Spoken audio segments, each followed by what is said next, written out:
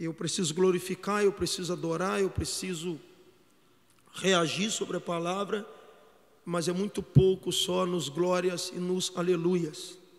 A reação sobre a palavra é a postura que você toma ao ponto de tomar atitudes após uma reunião, após uma campanha, após uma conclusão de oração. E é necessário você entender sobre o que você vai fazer depois de hoje, como você será a partir de hoje. Quais são as atitudes necessárias, também adequadas, que é de responsabilidade sua tomar, porque senão a gente vive num ciclo vicioso que não tem nada de transformativo. A gente vive num ciclo vicioso, participativo, de busca, mas que não nos transforma em nada. E a gente precisa observar esses fatos. É necessário se ater a isso, porque eu posso te garantir que muitas respostas que tu precisa, se eu for deixar por tua conta, tu vai orar aqui de novo pedindo a Deus a resposta que Ele já te deu esses dias aqui.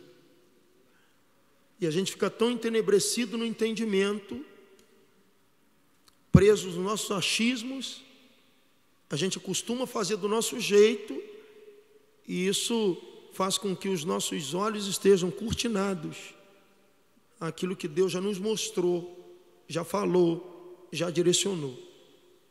E a gente fica esperando tanto que do céu venha a solução, mas às vezes do céu vem uma direção onde você terá que agora solucionar o problema. Você está aí ou já foi embora?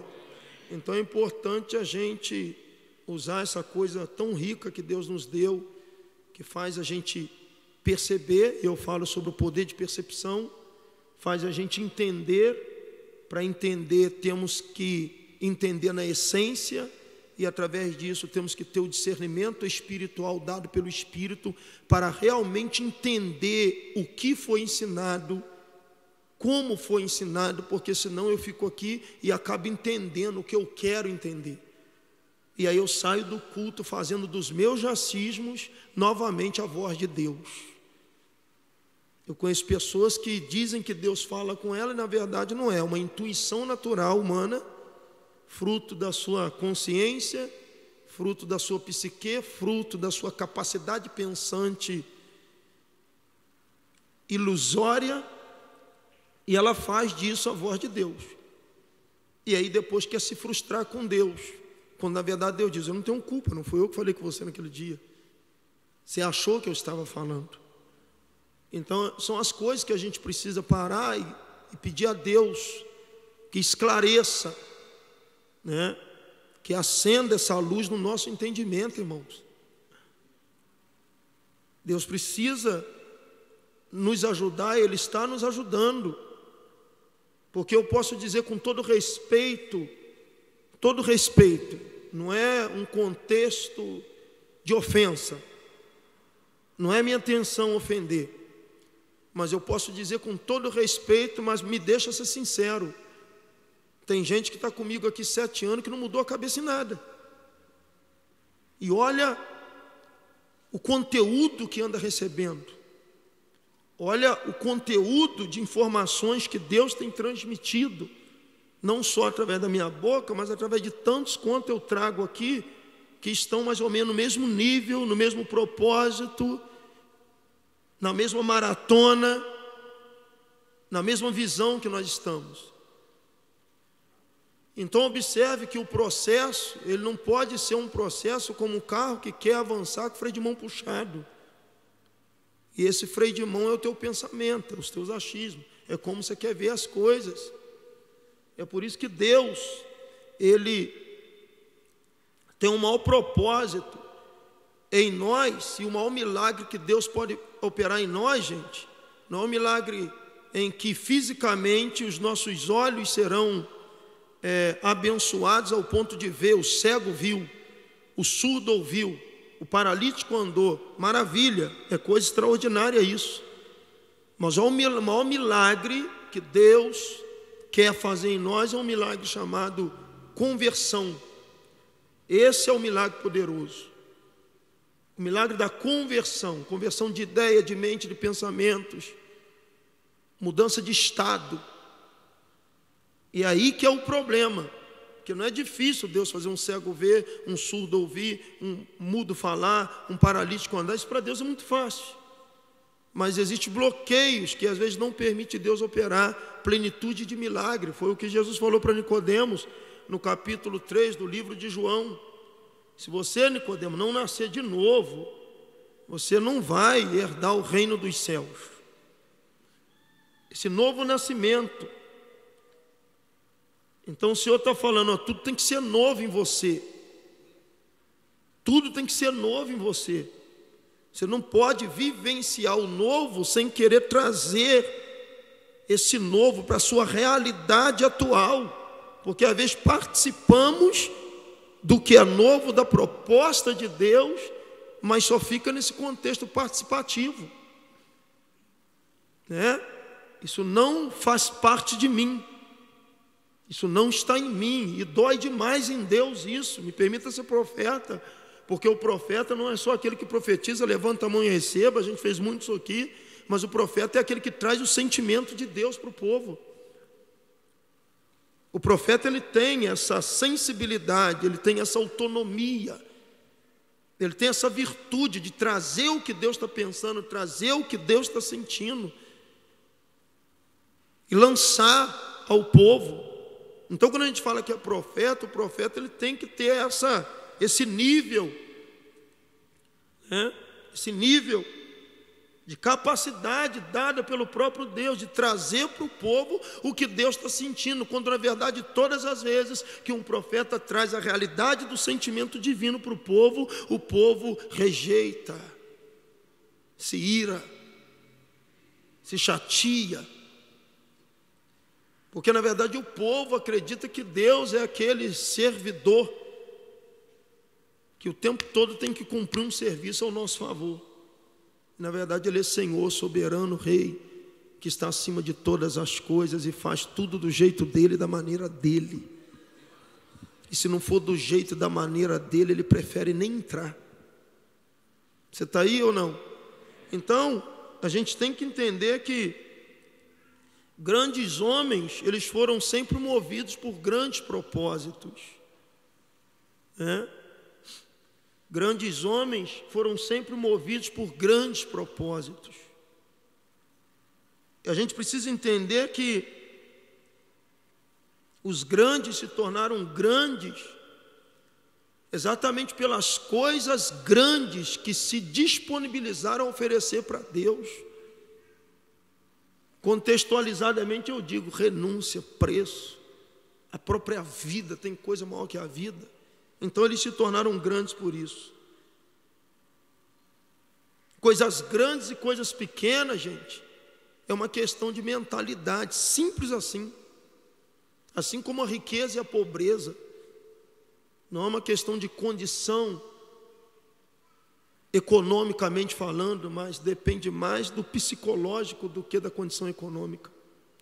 Riqueza e pobreza, permita-me dizer novamente com todo respeito, tem gente que é pobre de mente, é tão pobre de mente que se esconde atrás da religiosidade e da espiritualidade só para não aceitar os desafios que Deus está dando para entrar naquele ciclo, naquela atmosfera que Deus está propondo, gente. Aí eu prefiro, com essa pobreza de mente, continuar orando, porque eu opto pelo que Deus tem que fazer.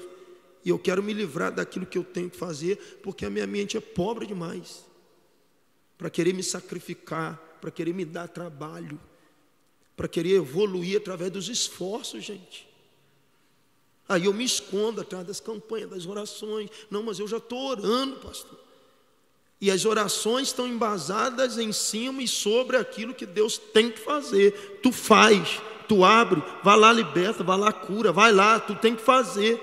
Aí Jeová está dizendo assim, se você desse ouvido àquilo que eu tenho e quero que você faça, tudo mudaria.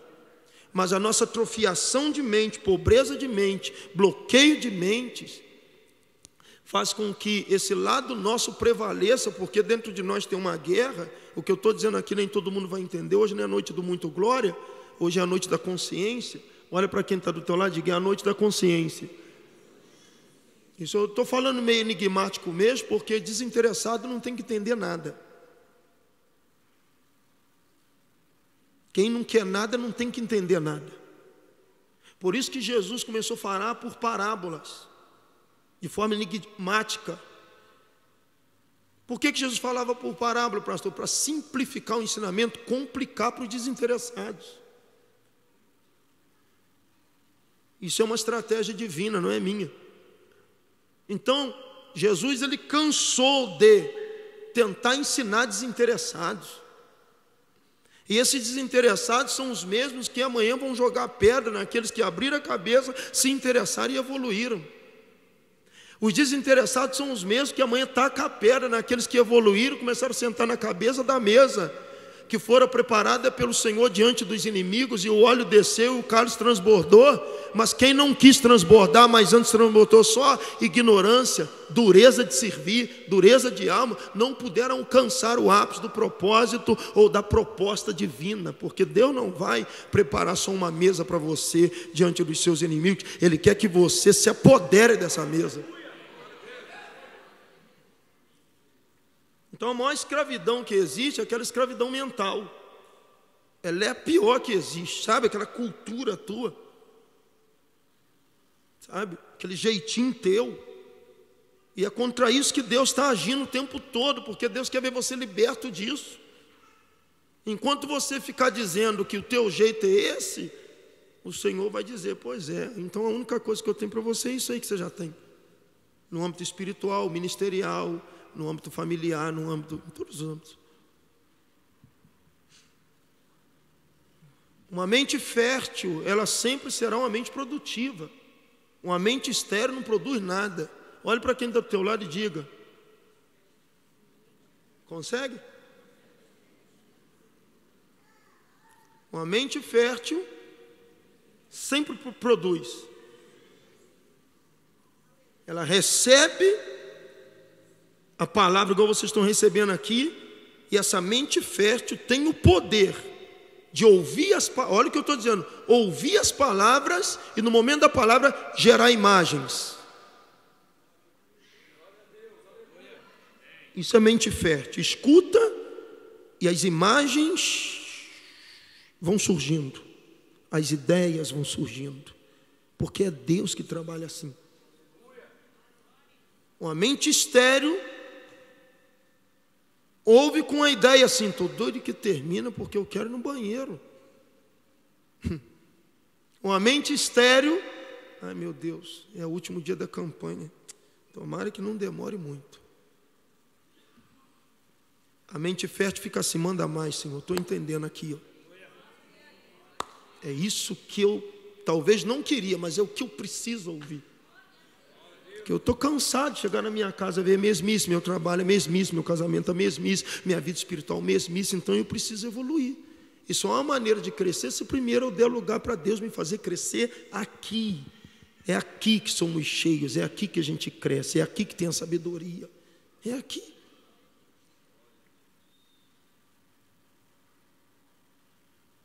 Preste muita atenção, e eu vou ser objetivo. O Salomão,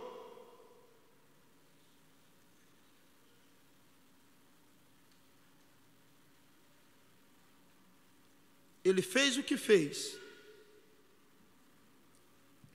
porque sabia do que Deus podia fazer. Você está aí, não?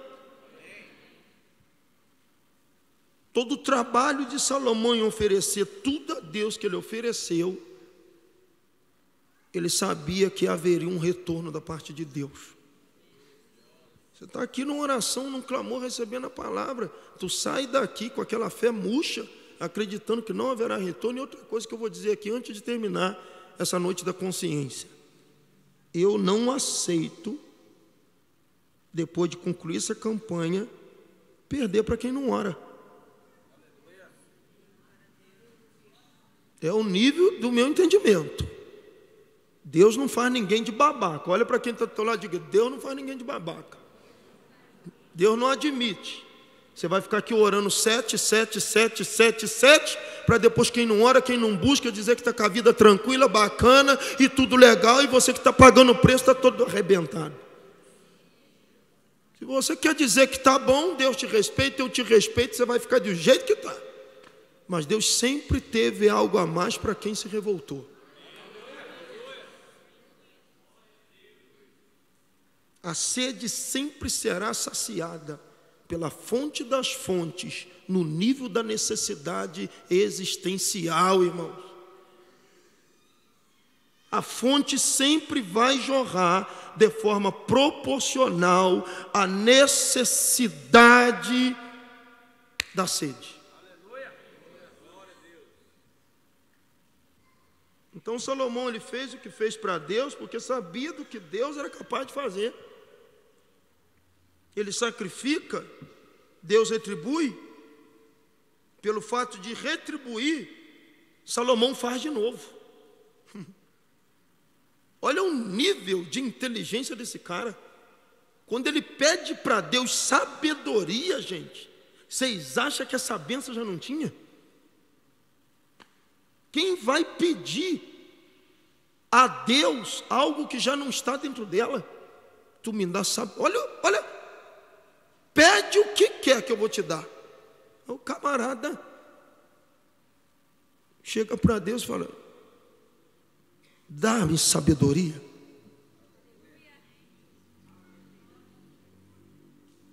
E qual foi? Por que Salomão se comportou? Que tipo de virtudes Salomão tinha? Preste muita atenção. Que tipo de virtudes que Salomão tinha? Ele observava, não reparava. Quem repara não observa. Quem repara é crítico. Quem observa quer absolver. Você não pegou, né? Você cochilou de novo.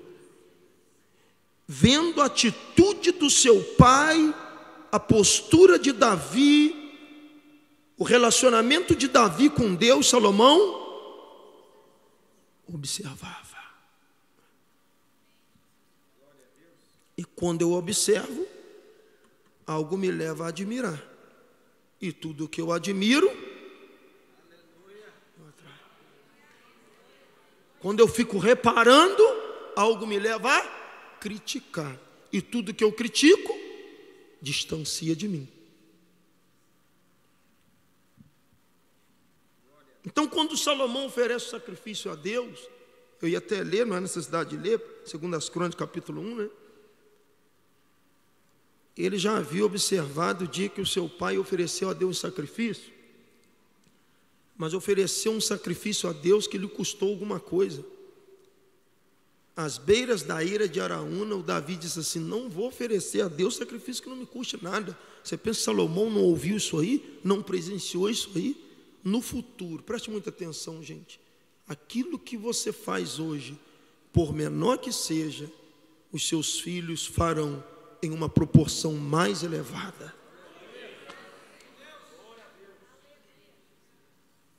Quem está à sua volta, os seus descendentes, serão um reflexo das suas pequenas atitudes em grande escala. Pastor, eu queria mais dar muito glória, muito aleluia, muito glória, muito aleluia. Pastor, eu gosto mais quando o senhor sai correndo e começa a suar a sua camisa. Hoje eu quero suar a sua mente. Hoje o Espírito Santo está pegando a tua cabeça, está fazendo assim, ó. Porque tem milagres que não está dependendo de Deus, tem bênção que não está dependendo de Deus, tem, meu Deus do céu, vitória que não está dependendo de Deus. E Deus está inquieto hoje com você.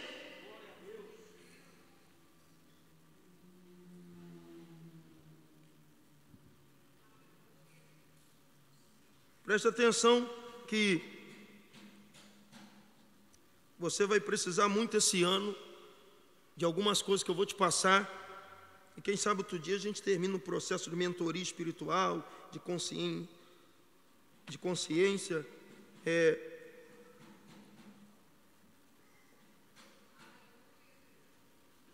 eu estou falando? O que é a mente? É porque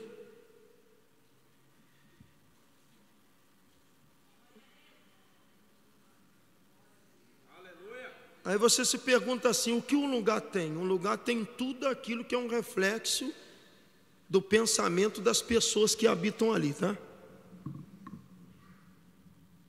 Um lugar sempre será um reflexo daquilo que as pessoas exaurem, aquilo que as pessoas que estão ali, do jeito que elas pensam, do jeito que elas falam, do jeito que elas veem a coisa, reflete naquele ambiente. Reflete ali. E é por isso, preste muita atenção que eu estou na Bíblia. Deus tira o povo do Egito. Deus tira o povo de onde? Do Egito. Eles ficaram quantos anos no Egito? 400. Gente, o que é isso? 430 anos. O deserto foi 40, né? Mas no Egito eles ficaram subjugados quantos anos? Diga, 430 anos. Seria 400, mas Deus botou mais 30, porque Deus sempre aumenta o tempo da dor quando você desobedece. Deus pode aumentar o tempo da dor. Ele permite que o tempo da dor seja aumentado quando você desobedece. Era 400 anos. Mas por causa da desobediência, Deus aumentou um pouco mais, permitiu que fosse aumentado. O mesmo que restitui os anos perdidos, Ele permite também que o tempo do sofrimento seja prolongado por causa da insistência, da sua teimosia e da sua desobediência. Deixa eu liberar uma palavra aqui, porque me desceu uma direção profética. Você pode podar enquanto há tempo, porque se você continuar batendo em determinadas teclas, insistindo com algumas coisas, você vai aumentar o tempo da dor. O tempo da dor. Quem está te mostrando é o Senhor, quem está te revelando é o Senhor. Está confrontante, está sendo inquietador, mas Ele quer que você tome uma postura para que essa dor ou para que o sofrimento não seja prolongado. E tem mais, Deus não quer que você repita atitudes que farão com que cenas de sofrimentos se repitam na tua vida.